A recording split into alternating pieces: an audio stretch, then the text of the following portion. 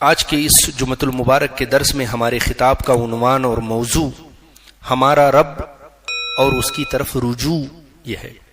اس موضوع پر خطاب کے لیے میں نے کتاب شفا قرآن مجید سے سورہ فصلات کی آیت نمبر 30 کی تلاوت کرنے کا شرف حاصل کیا ہے۔ سب سے پہلے اللہ رب العزت کی بارگاہ میں دعا کرتا ہوں کہ مولا کریم میرے دل میں حق پیدا فرمائے، زبان سے حکمت بھرے جملے صادر فرمائے اور ان جملوں کو دلوں میں اترنے کی تاثیر عطا فرمائے، آمین یا رب العالمین بجاہ سید المرسلین۔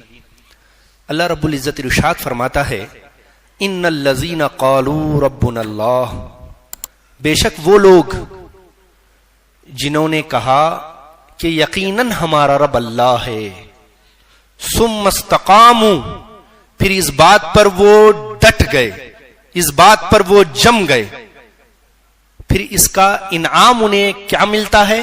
فرمایا تتنزل علیہم الملائکہ، ان پر اللہ کے فرشتے ان کی مدد کے لیے، ان کی دوستی کے لیے آسمان سے اللہ کے فرشتے اترتے ہیں۔ یہی وہ لوگ ہوتے ہیں جو دیکھنے میں تو اکیلے تنہا دکھائی دیتے ہیں، دیکھا جائے تو وہ اکیلے نظر آتے ہیں، لیکن حقیقت میں ان کے ساتھ ان کی مدد کے لیے اللہ کے فرشتے ہوا کرتے ہیں۔ اور یہی وہ لوگ ہیں، بڑی سے بڑی پریشانی کیوں نہ آ جائے ان کے سامنے، بڑی سے بڑی دشواریاں ان کے سامنے کیوں نہ آ جائے، ان کے قدم ذرا برابر بھی لغزش میں نہیں آتے اور وہ ذرا برابر بھی خوف زدہ نہیں ہوتے۔ یہ کون لوگ ہوتے ہیں؟ یہ لوگ وہی ہوتے ہیں جنہوں نے کہا ہے کہ ہمارا رب اللہ ہے، اور دل سے مان لیا ہے کہ ہمارا رب اللہ ہے۔ صرف زبان سے نہیں کہا، صرف زبان سے نہیں کہا، بلکہ یہ بات ان کے دل میں اور دماغ میں اتر چکی ہے کہ ہمارا رب اللہ ہے، ہمارا خالق اللہ ہے، ہماری زندگی کا، ہماری مرضی کا، ہماری چاہتوں کا، ہماری محبتوں کا اور ہماری ہر چیز کا مالک اللہ ہے۔ اب سوال یہ پیدا ہوتا ہے، کیا ہم بھی ان لوگوں میں شامل ہیں جنہوں نے کہا اللہ ہمارا رب ہے؟ کیا ہمارا نام بھی اس لسٹ میں آتا ہے جنہوں نے یہ کہا کہ اللہ ہمارا رب ہے؟ ہو سکتا ہے ہو، کیونکہ ہم بھی سب زبان سے کہتے ہیں کہ ہمارا رب اللہ ہے، ہمارا بھی نام ہو سکتا ہے اس کے اندر ہو، لیکن اگلے والے درجے کا کیا ہوگا؟ اگلے والے مقام کا کیا ہوگا؟ جو اگلا اسٹیپ ہے اس کا کیا ہوگا؟ ثم استقاموا، پھر وہ لوگ ڈٹ جاتے ہیں، اس بات پر جم جاتے ہیں کہ ہمارا رب اللہ ہے، اس پر جم جاتے ہیں، اور ایسے جم جاتے ہیں کہ چاہے جیسی مشکل کیوں نہ آ جائے، چاہے جیسی آزمائش کیوں نہ آ جائے، چاہے بڑے سے بڑے پریشانی کیوں نہ آ جائے، ان کا ایک قدم بھی اس عقیدے سے پیچھے نہیں ہٹتا۔ تو یہ اصل میں مطلب ہے رب اللہ کہنے کا، میرا رب اللہ ہے۔ اور جب بندہ اس عقیدے پہ جم جاتا ہے کہ میرا رب اللہ ہے، تو اس کو ملتا کیا ہے؟ اللہ کس انعام سے، کس اکرام سے انہیں نوازتا ہے؟ تو آگے اللہ فرماتا ہے تتنزل علیہم الملائکہ، اللہ کے مبارک فرشتے ان کی مدد کے لیے پھر اترا کرتے ہیں، اور فرشتے اتر کر ان اللہ کے بندوں سے یہ کہتے ہیں اللہ تخافوا ولا تحزنوا، اے اللہ کے بندو، ماحول کی ناگواری کو دیکھ کر، حالات کی دشواریوں کو دیکھ کر، حالات کی سختیوں کو دیکھ کر غمزدہ نہ ہونا، ڈر میں نہ آنا، رنجیدہ بھی نہ ہونا۔ نحن اولیاؤکم فی الحیات الدنیا وفی الآخرہ، ہم ہیں تمہاری مدد کے لیے جسے اللہ نے بھیجا ہوا ہے تمہارے لیے۔ یہ فرشتے کہتے ہیں ذرا برابر بھی خوف نہ کرو، ذرا برابر بھی رنج نہ کرو۔ دیکھیے یہی دو چیزیں ایسی ہیں، ایک خوف، ایک رنج، جو دنیا کے ہر انسان کو اپنے لپیٹے میں لیے ہوئے ہے۔ ایک خوف، دوسرا غم، چاہے مرد ہو چاہے عورت، چاہے پڑھا لکھا ہو چاہے ان پڑھ، چاہے عزت دار ہو چاہے ذلیل، چاہے امیر ہو چاہے غریب، چاہے پرائم منسٹر کی کرسی پہ بیٹھنے والا پی ایم کیوں نہ ہو، یا چپراسی کی کرسی پہ بیٹھنے والا بابو کیوں نہ ہو، چاہے سلطنت کی کرسی پہ بیٹھنے والا حکمران کیوں نہ ہو، چاہے دروازے پہ کھڑے رہنے والا گیٹ مین کیوں نہ ہو. ہر کسی کو یہی خوف ہے کہ پتہ نہیں آنے والی زندگی میں ہمارا کیا ہوگا. سلطان اس بات سے پریشان ہے پتہ نہیں ہماری حکومت کل رہے گی کہ نہیں رہے گی. سی ایم اس بات سے پریشان ہے پتہ نہیں میں جو ہے نہرو کا ریکارڈ توڑ پاؤں گا کہ نہیں توڑ پاؤں گا. ایک بچہ جو اسکول جا رہا ہے وہ اس خوف سے ڈر رہا ہے, اس بات سے ڈر رہا ہے کہ پتہ نہیں میں پاس ہو جاؤں گا کہ نہیں ہو جاؤں گا. اور جو پاس ہو گیا ہے وہ اس فکر سے ڈر رہا ہے کہ مجھے نوکری ملے گی کہ نہیں ملے گی. اور جسے نوکری مل گئی ہے وہ اس بات سے ڈر رہا ہے کہ پتہ نہیں میری اچھی جگہ شادی ہوگی کہ نہیں ہوگی. جس کی شادی ہو گئی ہے وہ اس بات سے ڈر رہا ہے پتہ نہیں میری گھر گرہستی اچھے سے چلے گی کہ نہیں چلے گی. جس کی گھر گرہستی چل رہی ہے وہ اس بات سے ڈر رہا ہے پتہ نہیں مجھے اولاد نصیب ہوگی کہ نہیں ہوگی. جسے اولاد نصیب ہو گئی ہے وہ اس بات سے ڈر رہا ہے پتہ نہیں میری صحت کا کیا ہوگا. کل جب میں بوڑھا ہو جاؤں گا تو میری اولاد میرا خیال رکھے گی کہ نہیں رکھے گی. کاروباری اس بات میں پریشان ہے جو انویسٹ میں نے کیا ہے وہ واپس نکلے گا کہ نہیں نکلے گا. میرا کاروبار چلے گا کہ نہیں چلے گا. بزنس مین اس بات سے پریشان ہے کہ جو فیکٹری میں نے لگائی ہے وہ فیکٹری اچھے سے رن کرے گی کہ نہیں کرے گی. الغرض اس دنیا کا اگر آپ جائزہ لے کر دیکھیں, اس دنیا پر نظر آپ ڈال کر دیکھیں, ہر شخص آنے والے وقت کے بارے میں فکر مند ضرور ہے, آنے والے زمانے کے بارے میں خوف زدہ ضرور ہے. تو یہ پہلی چیز ہے. اور دوسری چیز گزری ہوئی زندگی کا غم. کاش میں ایسا نہ کرتا تو بہت اچھا ہوتا, کاش میں ایسا کر لیتا تو بہت اچھا ہوتا. جو پڑھ کر فارغ ہو گئے ہیں وہ افسوس کر رہے ہیں کاش میں محنت سے پڑھ لیا ہوتا تو آج میری زندگی بڑی اچھی ہوتی. اور کاروبار والا کچھ اور اینگل سے سوچ رہا ہے. ہر کوئی اس بات سے پریشان ہے, اس بات سے رنج کر رہا ہے کہ گزری ہوئی زندگی میں اس نے اچھے سے زندگی نہیں گزاری. ہر شخص انہی دو چیزوں میں فکر مند ہے, ایک آنے والی چیز کا خوف, دوسری گزری ہوئی زندگی کا غم. لیکن جو لوگ اللہ کو اپنا رب مان لیتے ہیں, اللہ رب العزت اپنے ان بندوں کو ان دونوں چیزوں سے اوپر اٹھا دیتا ہے, ان دونوں چیزوں سے پاک کر دیتا ہے. اور اللہ اپنے ایسے ہی بندوں کے بارے میں فرماتا ہے, اللہ خبردار ہو جاؤ, ان اولیاء اللہ ہی, بے شک جو اللہ کے بندے ہو جاتے ہیں, جو اللہ کے دوست ہو جاتے ہیں, لا خوف علیہم ولا هم یحزنون, انہیں آنے والی زندگی کا کوئی خوف نہیں ہوتا, گزری ہوئی زندگی کا کوئی غم نہیں ہوتا. تو فرشتے بھی وہی کہہ رہے ہیں, اللہ تخافوا ولا تحزنوا, تمہیں گزری ہوئی آنے والی زندگی کا ذرا بھی خوف کرنے کی ضرورت نہیں, جو گزری ہوئی زندگی ہے اس کا ذرا بھی غم کرنے کی ضرورت نہیں. وَأَبْشِرُوا بِالْجَنَّةِ الَّتِي كُنْتُمْ تُوعَدُونَ, تمہارے لیے تو اس جنت کی بشارت ہے جس کا اللہ نے تم سے وعدہ کیا ہوا ہے. تو دو چیزیں انسان کو ملتی ہیں, ایک فرشتوں کی مدد, دوسری جنت میں ٹھکانہ. یہ دو چیزیں کب ملتی ہیں؟ ان الذین قالوا ربنا اللہ, جو دل سے یہ کہتا ہے کہ میرا رب اللہ ہے. اب ذرا غور کریں, کیا ہم نے بھی اپنے رب کو, اپنے اللہ کو اپنا رب مانا ہوا ہے؟ تو اس کا تقاضا کیا ہے؟ اگر واقعی ہم نے مانا ہے کہ ہمارا رب اللہ ہے, اس کا اثر کیا ہونا چاہیے؟ اس کا اثر یہ ہونا چاہیے ہماری مرضی پیچھے, ہماری خواہش پیچھے, ہماری زندگی کے فیصلے پیچھے, سب سے آگے اللہ کا فیصلہ, سب سے آگے اللہ کی محبت, سب سے آگے اللہ کی مرضی, سب سے آگے اللہ کی خودی. اور اللہ جو فیصلہ کر دے بندہ اپنا سر اس کے فیصلے کے آگے جھکا دے اور یہ کہے نہ علم میرا علم ہے, نہ خوشی میری خوشی ہے, مجھے جس طرح تو رکھے تیری بندہ پروری ہے. یہ ہے رب اللہ کہنے کا اصل مطلب, اللہ ہمارا رب ہے. آج ذرا پوری دنیا پر آپ نظر ڈال کر دیکھیں اور بالخصوص ہندوستان کا جائزہ آپ لے کر دیکھیں, آپ کو پتا چلے گا آج مسلمانوں کا کیا حال ہو چکا ہے, کیا حال ہو چکا ہے. اگر یہ ہمارے خلاف کوئی سازش ہے تو یہ سازش اپنے کمال پہ پہنچ چکی ہے. اگر یہ ذہنی بیماری ہے تو یہ بیماری ہمارے سماج اور ہماری سوسائٹی کو لگ چکی ہے. اور اگر یہ اللہ کی طرف سے آزمائش اور امتحان ہے تو یہ امتحان شروع ہو چکا ہے.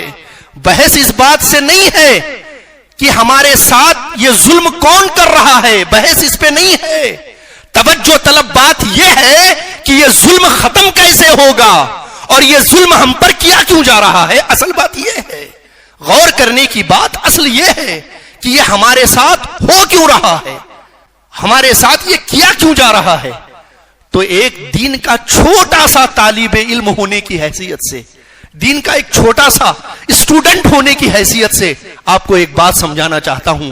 اگر واقعی ہم یہ چاہتے ہیں کہ اس ذلت والی زندگی سے باہر نکل آئیں اور اللہ کی طرف سے جو یہ آزمائش پورے ہندوستان میں بالخصوص اور پوری دنیا میں بالعموم جو مسلمانوں پہ گزر رہی ہے، اگر اس سے ہمیں نجات ملے تو اس کا بس ایک حل ہے، اور وہ ہے رجوع اللہ، اپنے رب کی طرف پلٹ جانا، اپنے رب کی طرف مڑ جانا، اپنے رب کی طرف اپنے رخ کو کر لینا، اپنے دل کے رخ کو بھی، اپنے جسم کے رخ کو بھی اللہ کی طرف کر لینا.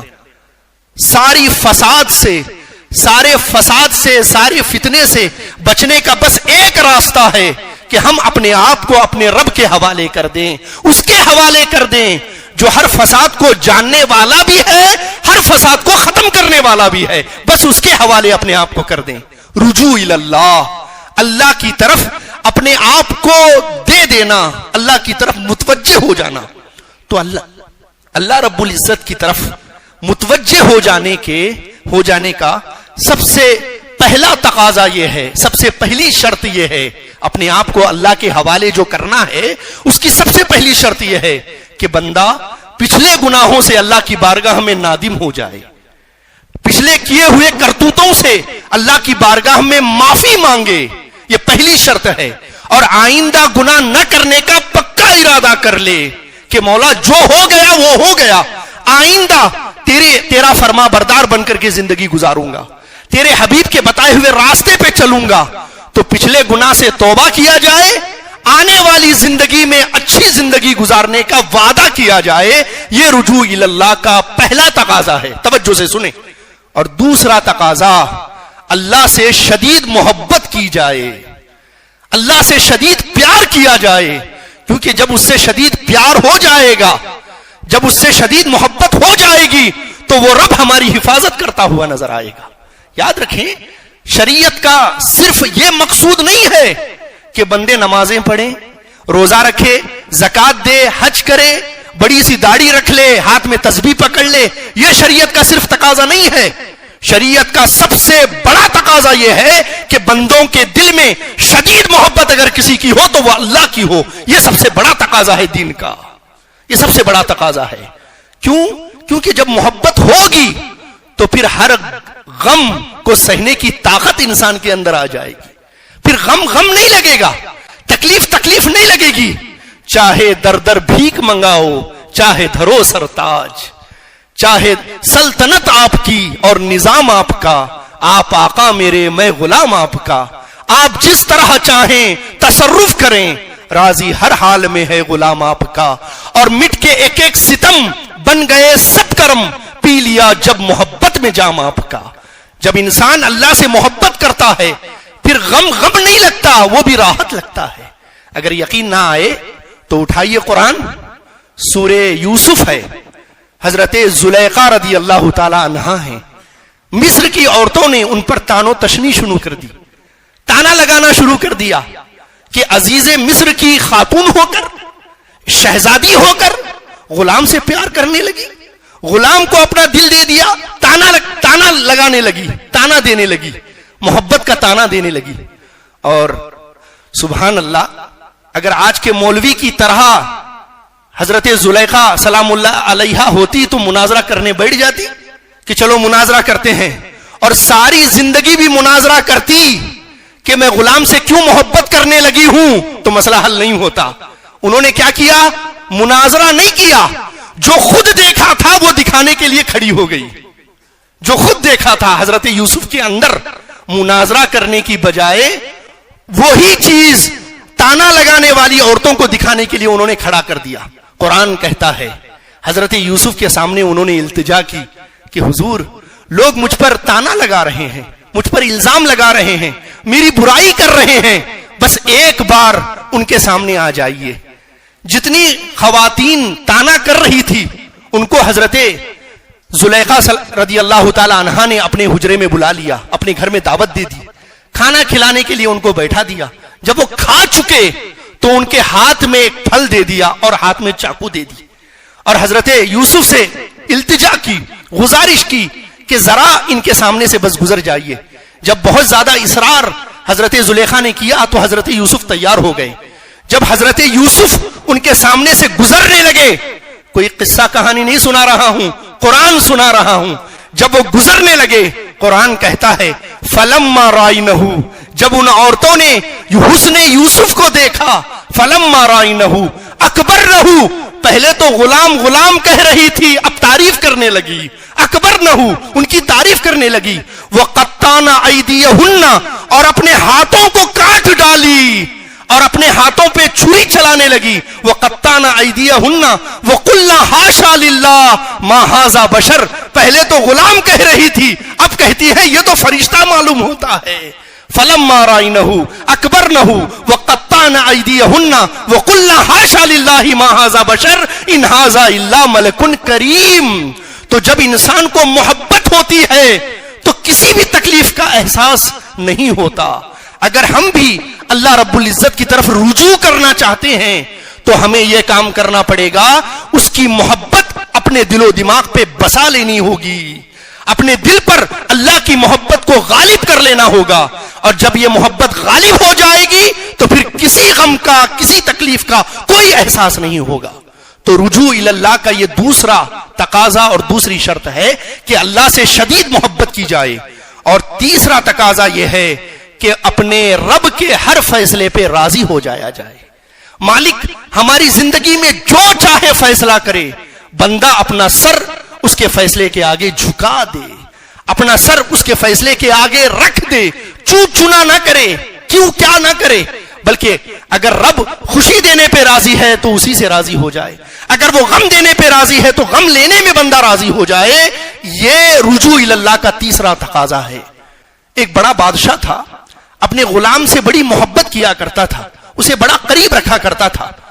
تو جو وزراء تھے, وزیر لوگ تھے, سردار تھے بڑے بڑے, وہ بادشاہ کی برائی کرتے تھے, بادشاہ کی تانو تشنی کرتے تھے کہ اتنا بڑا بادشاہ ہے اور جو ہے غلام سے اتنی محبت کرتا ہے, اس کو اتنا عزیز رکھتا ہے.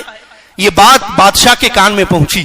بادشاہ نے کہا کسی موقع پر میں اس کا جواب دوں گا, کسی صحیح موقع پہ اس کا جواب دوں گا.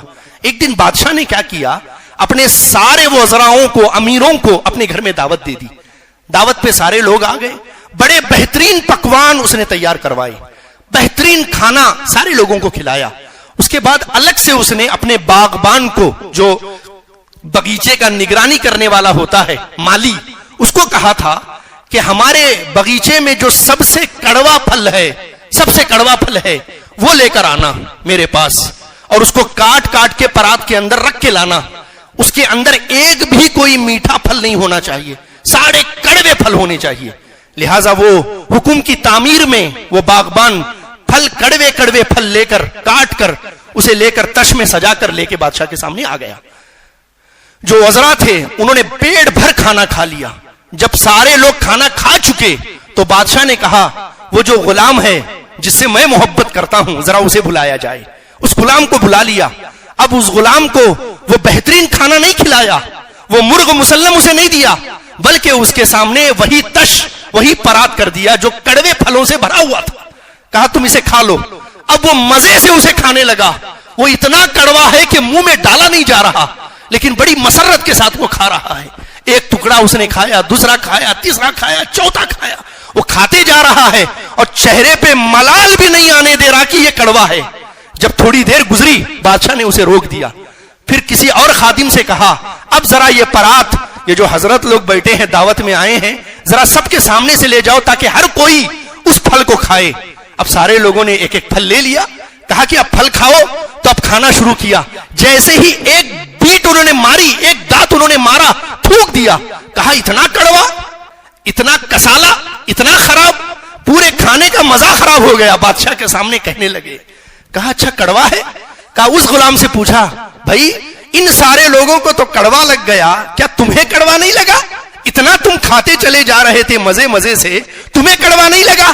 کہا حضور یہ تو آپ کے ساتھ وفا نہ ہوگی کہ ساری زندگی آپ نے مجھے میٹھا میٹھا دیا اور میں بڑے مزے سے کھاتا رہا، آج پہلی بار آپ نے مجھے کڑوا دیا ہے اور میں اسے تھوک دوں تو یہ میری وفا نہ ہوگی۔ میں یہ نہیں دیکھ رہا تھا کہ وہ پھل کڑوا ہے، میں تو یہ دیکھ رہا تھا کہ اس کا دینے والا کون ہے، میں تو یہ دیکھ رہا تھا کہ اس کا دینے والا کون ہے۔ تو رجوع اللہ کا تیسرا تقاضا یہ ہے کہ بندہ اپنے مالک کے ہر فیصلے پہ راضی ہو جائے، وہ زندگیوں میں خوشیاں لائے تب بھی الحمدللہ کہے، اگر وہ زندگیوں میں دکھ لائے تب بھی الحمدللہ کہے، یہ بندگی کا تقاضا ہے، یہ ربنا اللہ، ہمارا رب اللہ ہے، یہ کہنے کا اصل مطلب ہے۔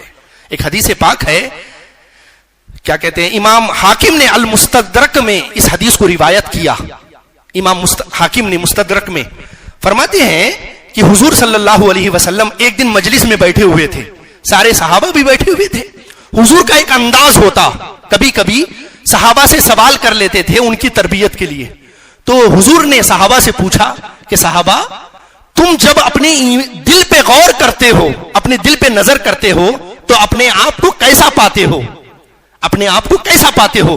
صحابہ نے عرض کیا حضور جب ہم اپنے دل پہ نظر کرتے ہیں تو اپنے دل کو ایمان سے بھرا ہوا پاتے ہیں، اپنے دل کو ایمان سے لبریز پاتے ہیں۔ تو حضور نے فوراً روک دیا، کہا اتنا بڑا دعویٰ کر رہے ہو، اتنی بڑی ہانک رہے ہو، کیا تمہارے دعوے کی کوئی دلیل ہے؟ تمہارے دعوے کا کوئی ثبوت ہے تمہارے پاس؟ آج تو دعویٰ کرنے سے بات بن جاتی ہے، میں سب سے بڑا عاشق رسول ہوں، ایک سنت قبول نہیں ہے، میں اللہ کا بہت بڑا بندہ ہوں، ایک وقت کی نماز قبول نہیں ہے، دعوے بڑے بڑے ہیں، ثبوت کچھ نہیں ہے۔ تو حضور نے روک لیا، فرمایا اتنا بڑا دعویٰ کر رہے ہو کہ ہمارا دل ایمان سے بھرا ہوا ہے، تو تمہارے دعوے کی دلیل کیا ہے؟ تو صحابہ نے 3 جواب سنے، کہے 3 جواب دیے۔ تیسرا جواب سن کر حضور کا چہرہ 14ویں رات کے چاند کی طرح کھل گیا۔ اب ذرا سنیے، انہوں نے پہلا جواب دیا، حضور ہمارا رب جب ہمیں کچھ دیتا ہے تو ہم رب کا شکر ادا کرتے ہیں۔ دوسری چیز ہمارے اندر یہ ہے کہ اگر رب کچھ نہیں دیتا یا ہماری کوئی چیز واپس لے لیتا ہے تو ہم شکوہ شکایت نہیں کرتے، صبر کر لیتے ہیں۔ اور تیسری چیز یہ ہے کہ ہم اپنے رب کے ہر فیصلے پر راضی ہیں۔ اتنا کہنا تھا، حضور کا چہرہ کھل گیا۔ حضور نے فرمایا محمد تمہارے ایمان کی گواہی دیتا ہے کہ تمہارے دل ایمان سے بھرے ہوئے ہیں۔ اتنا کہنا تھا کہ میں گواہی دیتا ہوں، اللہ نے آیت پاک نازل کر دی، رضی اللہ عنہم ورضوا عنہ، اللہ ان سے راضی ہو گیا ہے اور یہ اللہ سے راضی ہو گئے ہیں۔ اور یہ کب ہوتا ہے؟ جب بندہ اللہ کے فیصلے پہ راضی ہوتا ہے، راضی ہوتا ہے۔ ذرا سوچیں، اللہ رب العزت نے کتنی نعمتیں دی، کتنی نعمتیں دی۔ بابا آج چائے پینے کے لیے بھی دودھ نہ آئے تو چائے کا مزہ نہیں ہے، لیکن اس رب کی کریمی دیکھیے، ابھی ہم پیدا بھی نہیں ہوئے، اللہ نے ماں کے سینے میں ہمارے دودھ کا انتظام کر دیا۔ ہمیں بولنا بھی نہیں آتا، لیکن ماں کو ہمارے احساسات کے سمجھنے کی قوت عطا کر دی کہ بچے کو بھوک کب لگی ہے، اسے پیشاب کب لگی ہے، اسے نیند کب آ رہی ہے، اسے تکلیف کب ہو رہی ہے۔ اتنا کریم رب نے بغیر زبان کے احساس اور بغیر زبان کے یہ سمجھنے کی قوت عطا فرما دی۔ کیا وہ رب ہمیں بے یارو مددگار چھوڑ دے گا؟ کیا ہمیں بغیر کسی کے حوالے، ہمیں ایسے ہی کسی کے حوالے کر دے گا؟ ہرگز نہیں۔ بس اس کی ذات پر یقین کرنے کی ضرورت ہے، اس کی ذات پہ بھروسہ کرنے کی ضرورت ہے۔ اور آج یہی چیز ہمارے اندر سب سے کم ہوتی چلی جا رہی ہے، ہمیں اللہ پہ بھروسہ نہیں ہے۔ خدا بتوں سے تجھ کو امیدیں اور خدا سے نا امیدی، بتا دے ذرا اور کافری کیا ہے۔ ہم کیا سمجھتے ہیں؟ کافری صرف مندر میں جا کے گھنٹی بجانے کو نہیں کہتے، اللہ سے مایوس ہو جانا بھی ایک طرح کا کفر ہے۔ اللہ کو بھول جانا کہ اللہ ہماری مدد کرنے والا ہے۔ جو رب فرعونی قوم کو، حضرت موسیٰ علیہ السلام کی قوم کو فرعون کے ذلت سے بچا سکتا ہے، کیا وہ رب آج کے موجودہ حالات سے ہمیں نہیں بچا سکتا؟ بس رجوع اللہ کرنے کی ضرورت ہے، ہمارے چہرے کو اللہ رب العزت کی طرف پھیرنے کی ضرورت ہے۔ جس طرح کل مدد فرشتوں کے ذریعے سے اترتی تھی وہ مدد آج بھی اترنے کو تیار ہے.